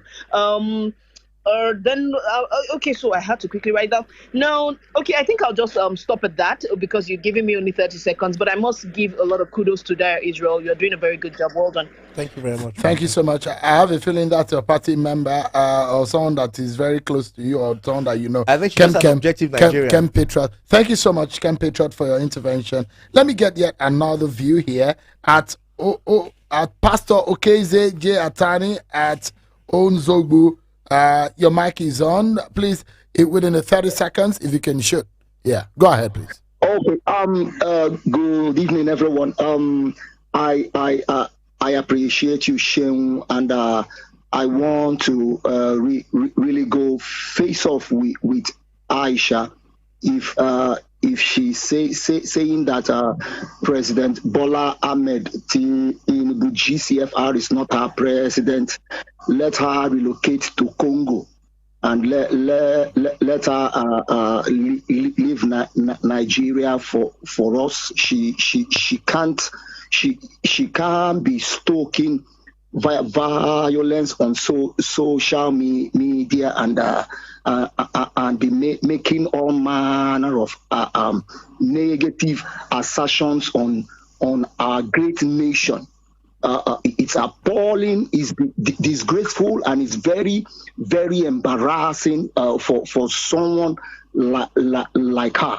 She doesn't know what she's doing. She doesn't deserve to even be called a citizen of the Federal Republic of Nigeria. If the president is not her president, let her leave the country and denounce being a citizen of the Federal Republic. I yield. All right. Thank you so much. I'd like to hear from yet another person, Diron here. I'm trying to, Diron, Omoluabi Diron. Your mic is on if you are able to come up. Easy. Okay. I hope that our guys will be able to get that fixed. But let me bring in at Toby Lees on Twitter. Your mic is on. Hi, Sean. Hello, everybody. Hope you can hear me. Yeah, we can hear you. I'd like to salute Dayo Israel. Thank you so much for not just being partisan, but also for being a patriotic Nigerian tonight. Most of the questions that I would like to ask he's touched on, but I have just one question. Listening to Aisha talk about the judiciary, with the selection of judges, talking about nepotism, talking about how the judiciary gets bribed, the justices get bribed and all that. I was going to ask her, is it therefore safe to say that at the time Peter Obi went to court, when he went to, I'm not talking about the 2023 elections now, the previous times, when he was governor of Anambra State, when he had to go to court, is it safe to say that he bribed his way through the judiciary? Thank you. That's my question. All right. Thank you so much. Let's get yet another person. I'm trying to get Diron's answers being up, but I don't know what's going on. Okay. I see yet another person here. Ugoji Egbujo at Ugoji Egbujo on Twitter. Please go ahead. Okay, thank you very much. Thank you for having me. I have a few observations. One, if you can make it in 30 seconds, it will be fantastic. Yes, I will. INEC's issue is integrity, and INEC tried to improve on its integrity, and INEC tried to use the IRF. He went after the legislature for 2 years trying to get these laws through, because the law allowed INEC now, establish it, set up your regulations, how you're going to improve the integrity of the elections. And the main thing the INEC sold to the people, to the electorate, to bring people to participate, was polling unit transmission of results to the IRF, so that the pathway to rigging, which politicians now prefer, which is collation, substitution of results at collation centers, and announcement of wrong results, cannot be checked by what is on IRF. And then all of a sudden, INEC says there's a glitch. If you say there's a glitch, next, what you can do is to apologize and maintain your original stance that I said it was mandatory. Then you get to court, and then INEC is now arguing in court that it wasn't mandatory to transmit the results at polling unit level. This is the problem. INEC could have maintained its stance. Okay, we said it was mandatory, but there was a glitch. People will understand. But saying that it was never mandatory, and then the judges say it was never mandatory. Meanwhile, INEC, relying on the electoral law, issued guidelines, was on TV everywhere, issued guidelines making it mandatory.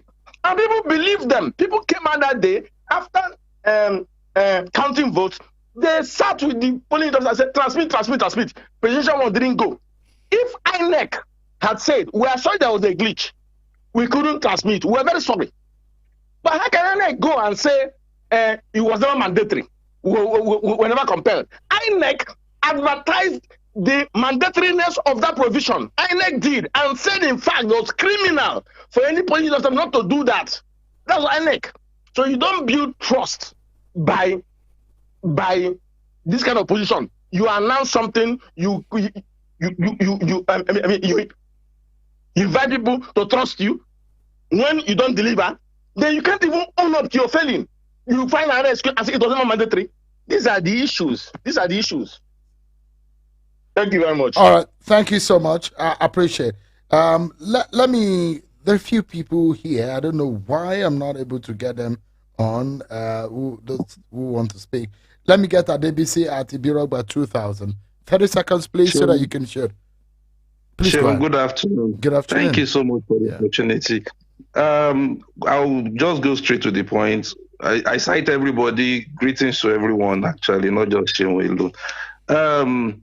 Now, I like what the judge spoke. You know, we've tried to tell the obedient movement, especially Peter Obi supporters, all of these things that they went to go listen to in the presence of the judge. And the judge said that that's Justice Ugu, quoting him correctly, you know, said that if there's any manipulation, it actually favored Peter Obi.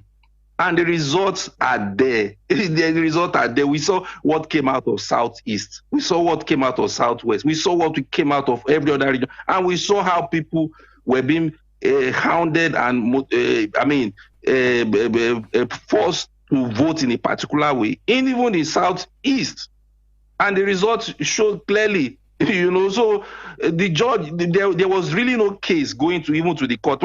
Especially when, allow me please, especially when the Supreme Court had already ruled during Adeleke's case. I was just wondering that there's nothing again to go to court for. The Supreme Court had already told during Adeleke's case that the IRF was not mandatory at that point in time, you know. So coming now to come and be holding on, disqualify this person, disqualify, you didn't go there to go and prove your case that you won the election. You were just looking for how to disqualify the other party, which I think is just shortcut to success, and that's a failed attempt. That's one. Then two, as regard the bullying tactics of Peter Obi's supporters, we have to call this thing out. They didn't only stop there. They didn't only bully the judiciary. If their principal did not go to court to go and ask Ashwaju about his certificate, it was that he could have went to court because of certificate from Chicago. But guess what? The Obi supporters went to go and be bullying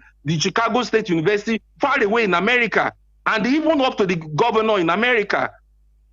How long are you going to do this kind of bullying tactics all over the place? And you think people will come and vote for you? You keep sitting down and nobody will vote for you. That's the reality. Until you come to right. Learn how to negotiate and work with other people, and then everybody will be happy. Thank you. Yeah, thank you so much. I'd like to take 3 more people because I need to allow I've held my speakers hostage on virtual, and Dayo here also. Let me quickly get Malam Batista. At Folabi, on Twitter. Yes. 30 yes, seconds. Thank you very much. Thank you very much. Yes, I'll do 30 seconds. So I'm not going to go. I heard a lot of vagaries in this space today. Due respect to so many who have spoken.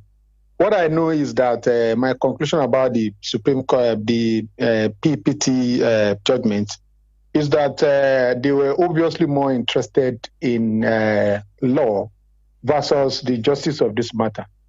And honestly, it's going to be dangerous for this country if year after year, when elections happen, we try to use technicality to kick out the case. So you killed my brother, and because I brought a green paper to court instead of a white paper, they're trying to tell me that, my brother was not killed.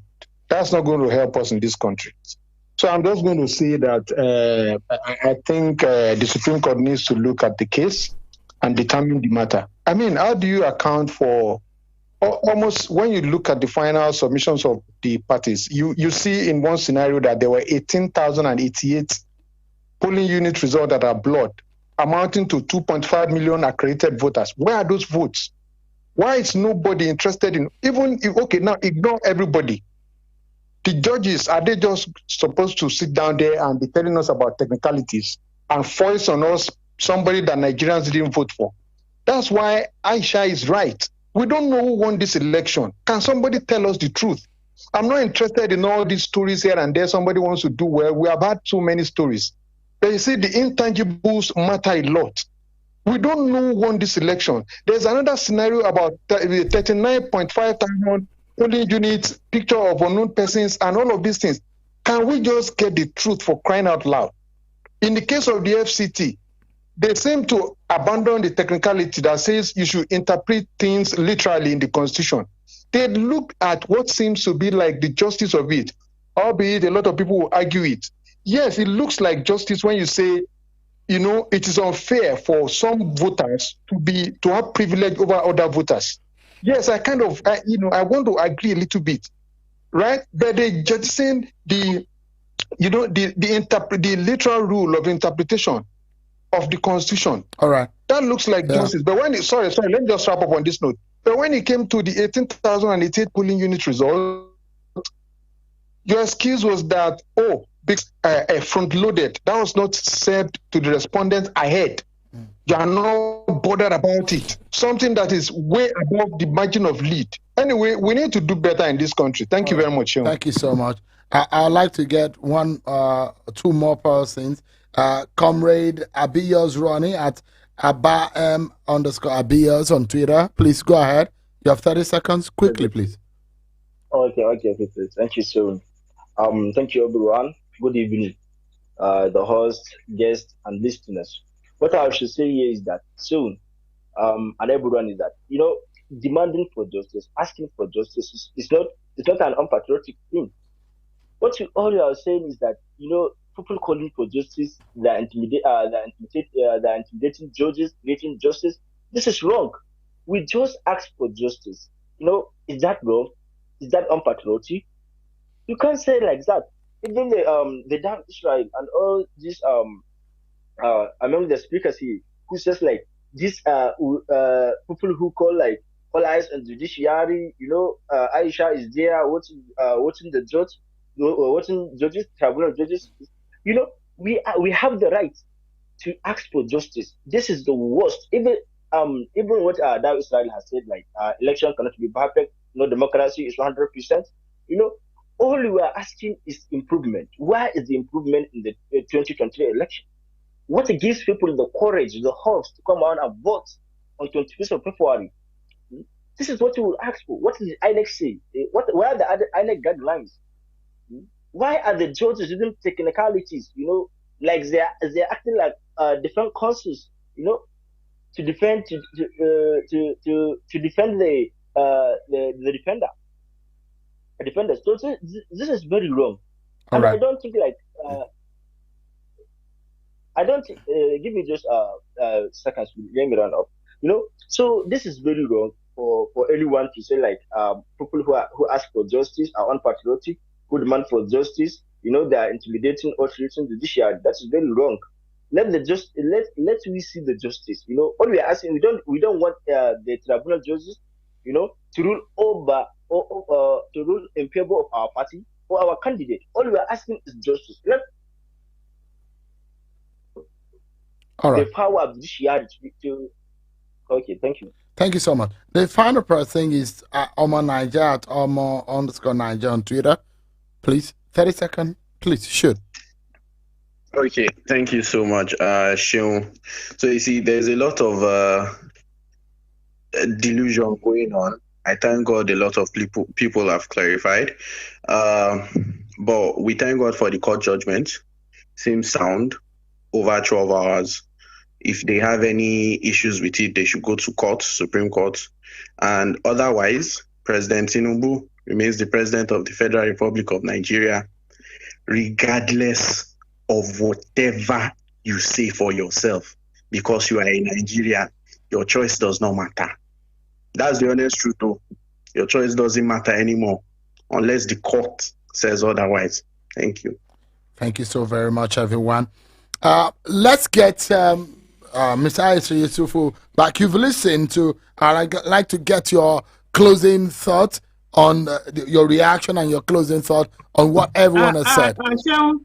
We can't be talking about closing thoughts. I think you sat down there and you saw a lot of, comments on my person. So closing thoughts, remove that out of the sentence that you're making. So there are so many, because my names were repeatedly called, and so I need to follow the process. Yeah, That's please go ahead.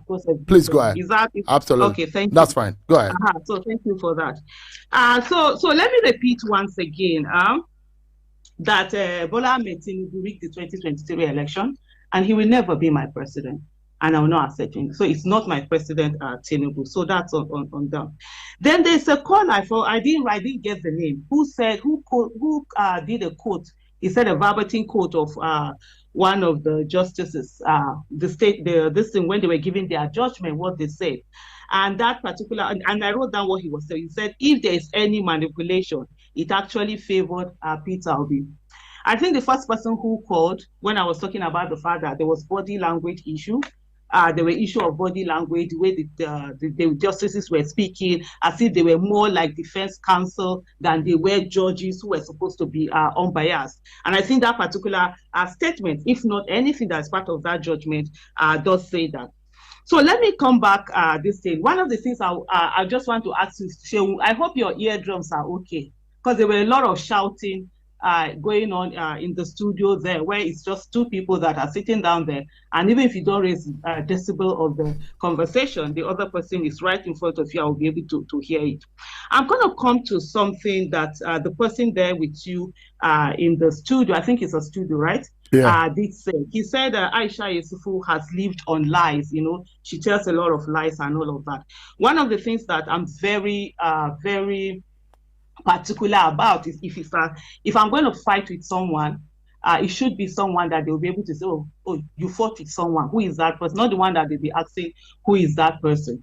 So what I'm going to go back is to say that in terms of lies, if Aisha tells lies, I don't have dual citizenship. I've never collected passport of any country. Like Peter Obi will say, go and verify.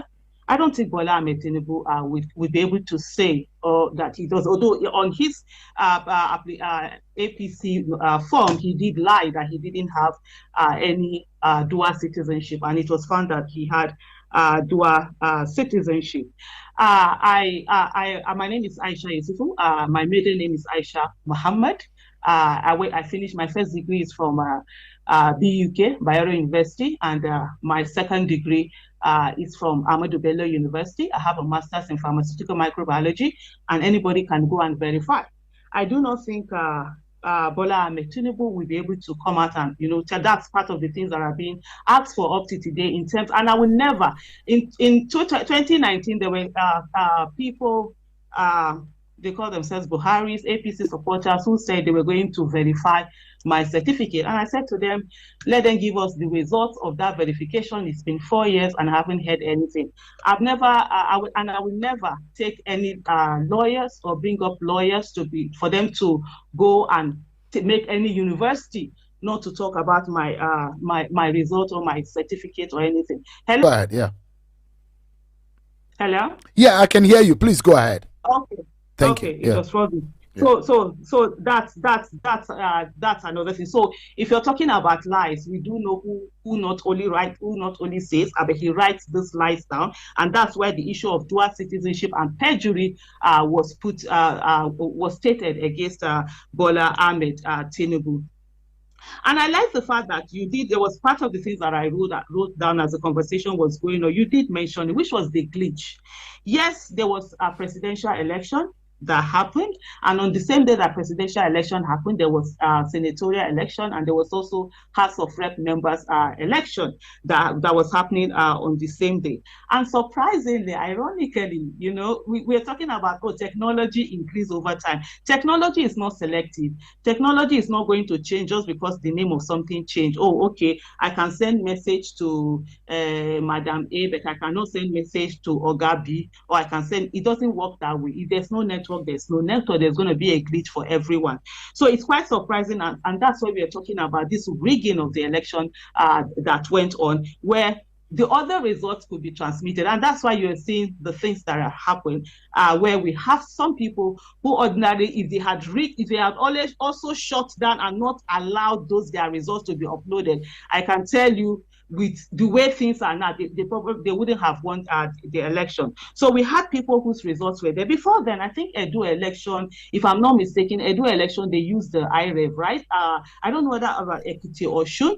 The IREV had been used and they were quite successful before, they were tested before the election. Then all of a sudden, on the day of election, it was successful for 2 out of 3, 2. But 1, it wasn't successful for it. And then, of course, when it came to the gubernatorial election, there was also a success. So that on it's a suspect. So it's not about hearsay. This is the rigged process that is being talked about. When the process is not clean and clear, then you cannot begin to say that, people should move on, we are talking about competence. Why don't we go to prisons and others with competence? Why do we have prisons? Why do we have prisons in Nigeria? Why do you have people who are drug dealers, people who are looters, people who do Yahoo and everything? I mean, some of them have competence, but being competent does not take away if you have any criminality attached for you. It doesn't take away.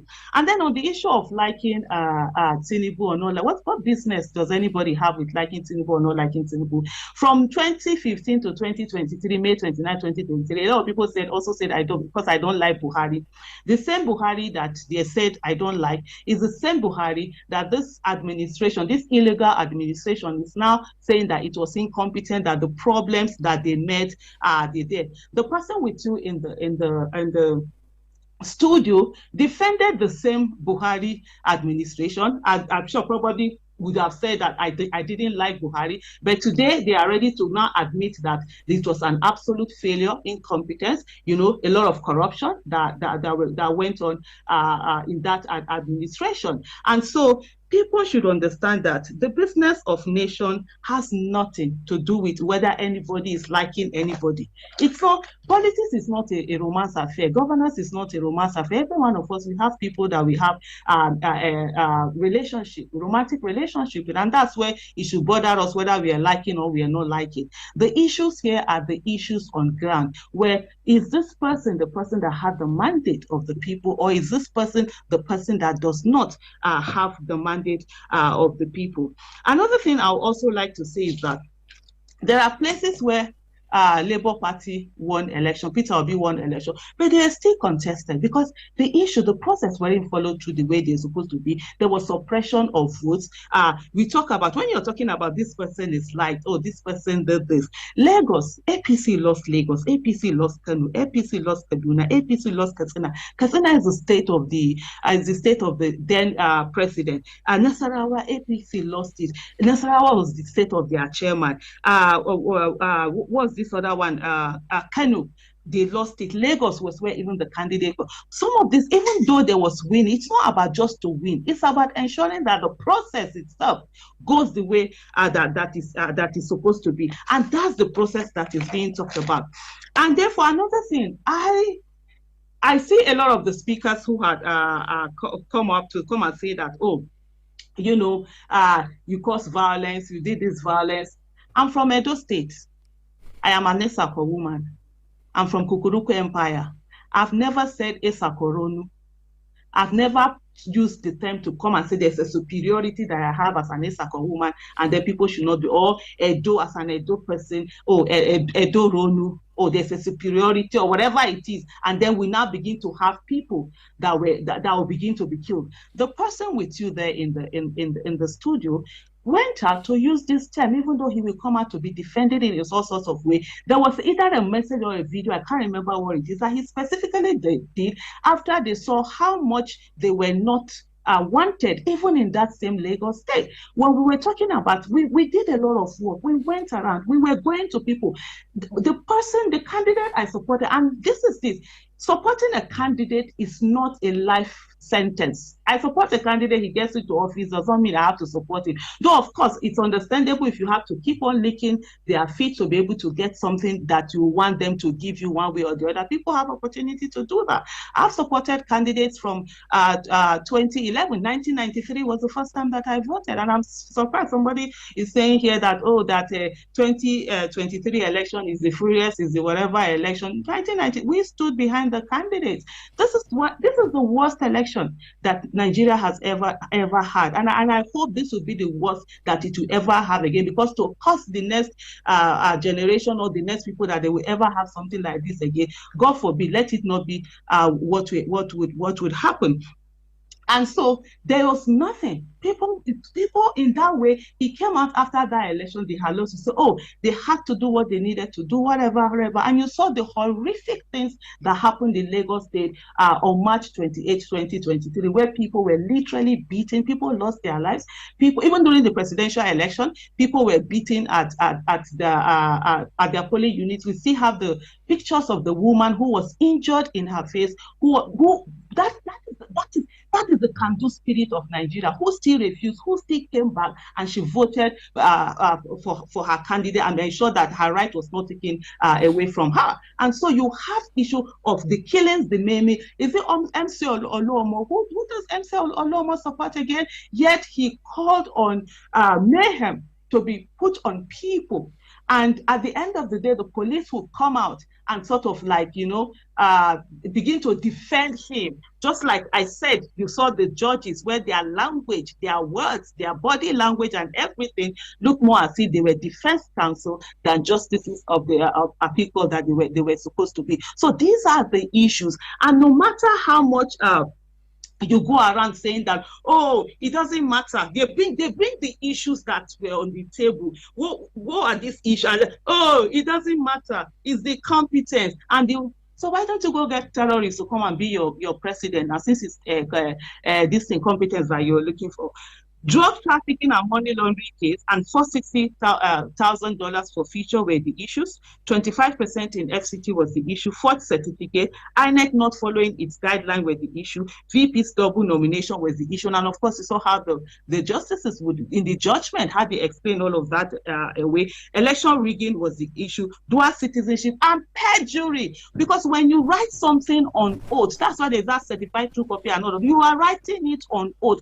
And you have to go in person to court to do that. So that means you're swearing that whatever you're writing down, that it's right. And you find out that no, you have a dual citizenship, you have a diplomatic passport of Guinea. And I saw like the speaker who said to me, oh, if I don't like, I should leave Nigeria. It's Tinubu that will leave Nigeria for me. I'm a full-fledged Nigerian. I don't hold any passport and I don't have interest in holding any passport. If I wanted to hold other passport, I would have held other passport, because what does it take? It's money. With money, you can buy any passport. You don't have to waste. You can buy any passport in the world. There's no passport in the world that you can't get. I'm not interested in it. So the person who has dual citizenship, whose leg is here, whose leg is there, is the one that will leave Nigeria for me. For that a supporter that came out and talked about me leaving Nigeria. Then the issue that the person in the studio did mention of a woman giving birth, that when you're talking about things being done, that it's like a woman who is giving birth and all of that. And I would say, as a woman who have been privileged to be able to carry pregnancy and do have children, the youngest of whom will be 22 in December, I can tell you for a fact that if you are a woman who went to go and put a bowl in your tummy, or put wrappers around your tummy, and then you had a big tummy and you were telling everybody that you were pregnant, and after 9 months you went into the labor room, you will only give birth to rats. You can't give birth to a baby. For you to give birth to a baby, there must be a process, and that process is a sperm meeting an egg from the ovary. I think they call it ovary. I can't even remember my biology right now, so apologies for the biologists who are listening. So a sperm will meet the egg, And when when there's a fertilization, then it will go down the fallopian to go to the uterus and be able to develop there. Some people use surrogacy. You can have the fertilization outside of the body and then implanted in someone, or there are even cases where they've done it outside artificially. But there must be a process, and that process is that there must be a fertilization, and then at the end of the day, you will give birth to a baby. Hold on, Shehu, because I listened to all the things that were being said. I never interrupted. You gave people enough chance to call my name again and again and again. There were people who said so many, you didn't. So allow me to finish. You know, I was thinking that where you call me. Sure, you know that. I was thinking that in my heart when you called me. So we need to. So if you have someone who has carried rats, you understand, and then, like I said earlier, that person is going to be the one. And then the question that someone mentioned, I think that was it a lady or something like that, who said that, oh, I talked about how the judiciary got bribed. You know, this is how. So when they talk about lies, people who tell lies are always quick to say that other people are telling lies. I never mentioned the process, how the judiciary are bribed in this conversation. I think they can go and verify and check that whole thing. I said we should check the process that brings them in. Is it a free, fair process? Is it a process that is corrupt? Is it a process that has nepotism? So I didn't talk about where, if I have evidence, you understand, that's the way I've always. So some people say, oh, Aisha Yesufu, this one, oh, they should arrest her, they should do this, they should do. I don't speak without facts. Some of the things that, there are things that I know, that the information I have, as long as it's not reported, I don't talk about. I'm not one of those people that want to say, oh, I want to be seen that I know someone. I want to be seen that I have information, like some of these people that you have who want to put something out there. So if I have anyone verifiable information of any judge that collect bribe, more Aisha Yesufu, I will call that person's name. I will talk about it and we'll go to court. Let me quickly also add that in 2016, one of the things you can never take away from Buhari, former President Buhari, is that he's extremely vindictive. And he had always gone to the court and he had always lost at the court all the time that he challenged election. In 2015, when he won the election, former President Goodluck Ebele Jonathan decided that he was not going to contest the election. And in 2016, Buhari went after judges. Judges were arrested. According to Buhari's government, they were corrupt judges. And he went, and if I'm not mistaken, when the OTD was also part of that bunch of people, that the house that they went to, and then Nyesom Wike will be the one to go and rescue her. But I'm not very sure of that one. You can help me check how factual that is. But the fact that judges were attacked, their houses were attacked, DSS were used to arrest them. Many Nigerians were in support of that because people are tired. When you're talking about the corruption in the judiciary, it's not only when it comes to political this thing, a whole lot of other cases where it seems justice is for the strong rather than the weak. It's not, and like I said, judiciary is supposed to be the last resort of the common man and not the plating of politicians that we gleefully say to you, and their supporters that will say to you, oh, go to court, because they think they own the court. And so many people supported that action of Buhari. I was amongst the people who said, no, this can't happen, because whatever you do, you must do it within the ambit of the law. You must do it with rule of law. You must do it with processes, and the process must be followed through. If you say they are corrupt, yes, we want corrupt judges to be punished, to be prosecuted, to be taken to court and all of that, but we do not want it in a way that you come with high-handedness, because the thing that many people do not understand is that if a system is corrupted, even if it favors you today, tomorrow it's not going to favor you, because that same corrupted, if a system and a process are corrupted, then a precedent is now set for another person to corrupt it, and probably it will be the one that will be used against you. PDP in 2011 were able to get with the Nyesom Wike's case, were able to get the card reader to be declared as not admissible in the court. At the end of the day, how many people did that? They ended up, as that thing ended up haunting them more than any other person. And so this is the thing that we really need to focus about. Right. And on the issue of the choice, I'll quickly round up now. I'll come to the place where I'm about, because I've addressed all those issues that need to be addressed. On the issue, and if there's any personal directly at me, Shehu, you need to give me time to address it also. On the issue of choice, people, where they say your choice don't matter. And I could see the person, I think he's the last one of the speakers that spoke, and then he will catch himself back and say your choice don't matter now. But that's the attitude that they've always had, that the people's choice don't matter. The people's choice do matter, and the people's choice is the only thing that matter. And I will round up this whole conversation to say to anyone, whatever the result is, it's not, the result is not the issue. There were many people who contested for presidency in the 2023 election. Tinubu is there, Atiku is there, Showore is there, this person is there, the man from Kano, Kwankwaso is there. There are so many other people who contested it. Because we are Peter Obi supporter, we never for once said that, oh, it has to be Peter Obi that win. After all, they said 4 people in a room. He can't win a local government. He can't do that. But with people putting the work, anybody could have won the 2023 election. And whoever it was that won it through a transparent, credible process, a process that was not compromised, would have been the person that Nigerians will move on and work with. But where there is that compromise, and that's where the issue is. And to literally say that, oh, they're going to do something for Nigeria, so forget the processes and move on. You have a right. Stay on, work with them, do what you need to do. And others have a right to say they are not going to accept that. And I repeat, and I will end with this conversation to say that Aisha Yesufu, Bola Ahmed Tinubu is not my president. I will never be my president based on the 2023, February 25th, 2023 election. He is not. He rigged his way to be declared winner. As far as I'm concerned, he's the APC presidential candidate. And for those of you that keep running your mouth, the thing that I always say to those who are listening, that it's your people that will be fed. I was at the court that day. All of them just, everybody wants to, oh, my sister, whatever, register. I'm not anybody's sister. I'm a citizen of the Federal Republic of Nigeria. Ms. Aisha Yesufu, thank you. Are you worried that you might be charged for contempt of court by some of your utterances? No, not at all. They are free to do that. And I've seen some people who say, oh, they're going to arrest me and whatever.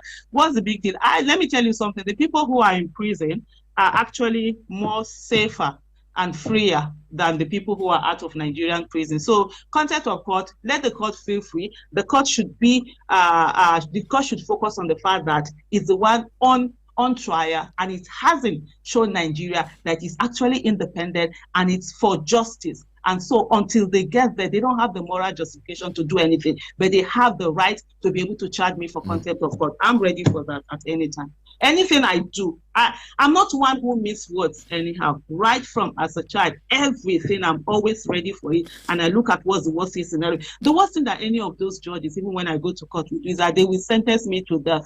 And as a child who was less than 10 years old, I came to the realization that the worst thing any human being can do to me is to kill me. And that is not the worst thing anyway, because it's not the worst thing because I'm going to die anyway. So whatever it is, they should feel free, please. All right.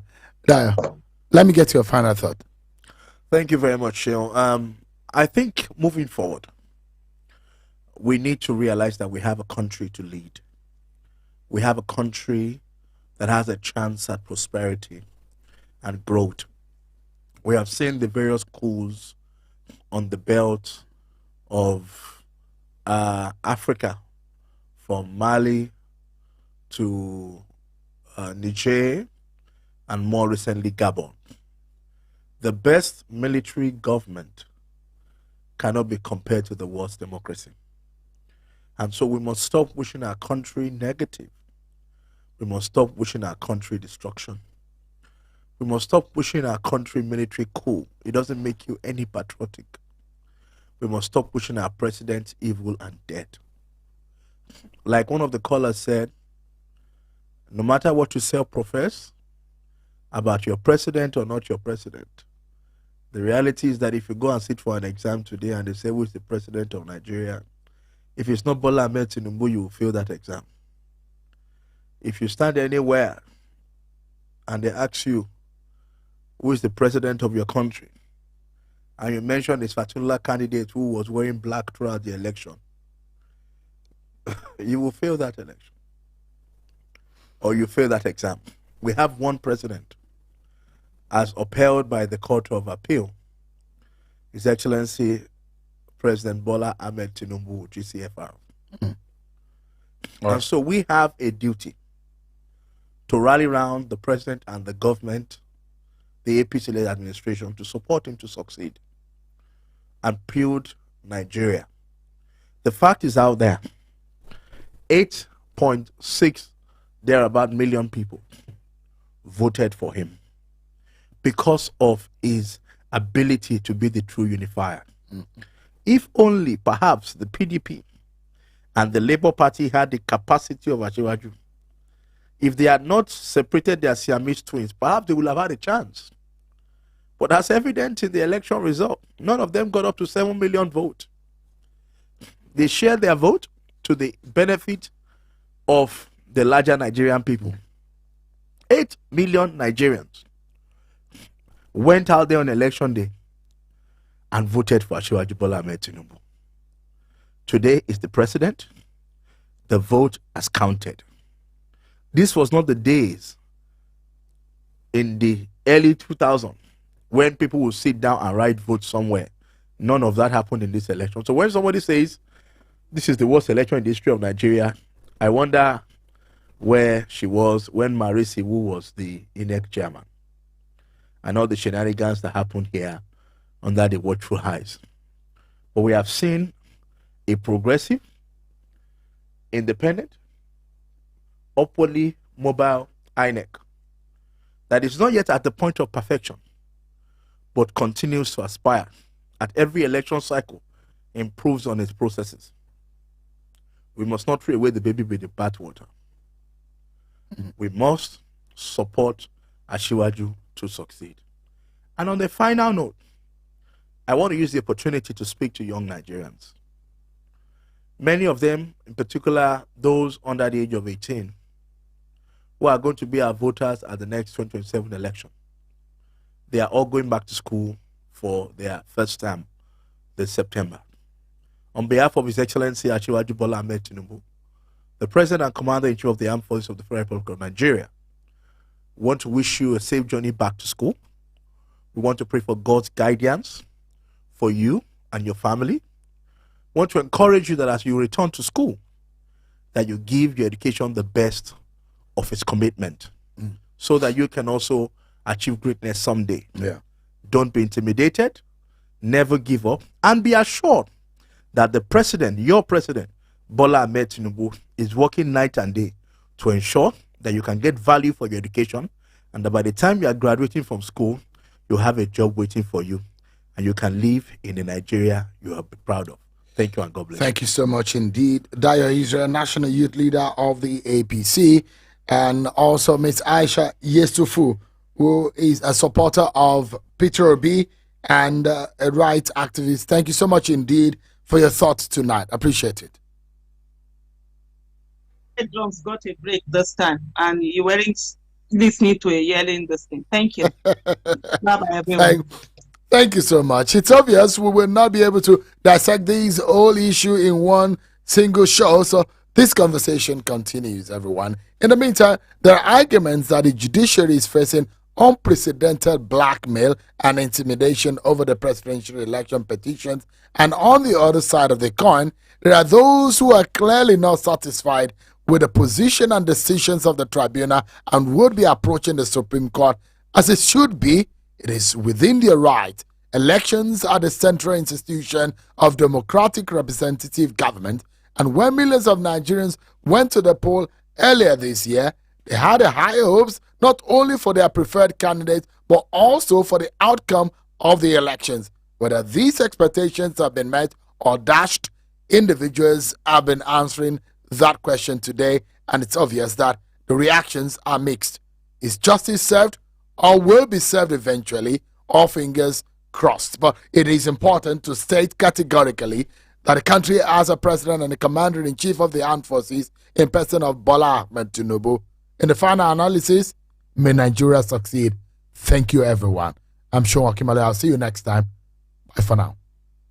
Thank you for joining us on this edition of Mike On Podcast with Shayon Okimbaloy. Mike On Podcast.